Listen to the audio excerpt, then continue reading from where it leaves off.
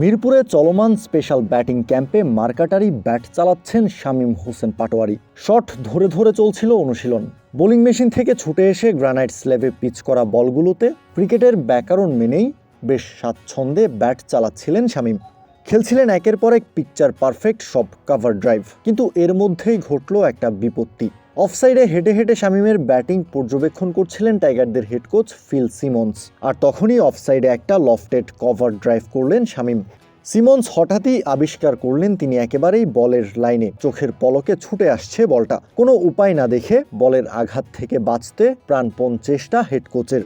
লাফিয়ে উঠে খানিকটা পেছনে সরে গেলেন। সিমন্সের শরীর ঘেঁষে বলটা চলে যায় বাউন্ডারির দিকে। বড় কোনো বিপদ ঘটেনি। আর বিপদ থেকে রক্ষা পেয়ে সিমন্সও দ্রুত জায়গা ত্যাগ করেন, তবে সেটা হাসি মুখ নিয়েই। ততক্ষণে বেশ ঘাবড়ে গিয়েছিলেন Shamim পাটোয়ারিও।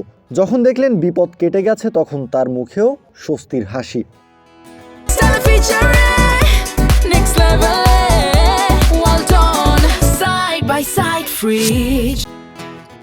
Batting coach Mohammad Ashraful, head coach Phil Simmons এবং সিনিয়র সহকারী কোচ মোহাম্মদ সালাউদ্দিনের তত্ত্বাবধানে 6 ডিসেম্বর থেকে মিরপুরে শুরু হয়েছে স্পেশাল ব্যাটিং ক্যাম্প। শুরুতে মূলত 2 ওপেনার তানজিদ তামিম, পারভেজ ইমন সহ top order batter Saif Hasan এবং wicket keeper batter Nurul Hasan Sohan, এই 4 জনকে নিয়ে শুরু হয় ব্যাটিং ক্যাম্প নিয়মিতভাবে, যা চলেছে ডিসেম্বরের 14 তারিখ অবধি। বিপিএলের আগে ছুটি থাকা এবং বিপিএলের পরপরই বিশ্বকাপ থাকায় এই সময়টা ব্যাটারদের স্কিল বাড়ানোতে মনোযোগী হয় বিসিবি। নিবিড়ভাবে একটা একটা করে শট ধরে ধরে অনুশীলন করানো হয় সোহান, তামিম, ইমন এবং সাইফদের।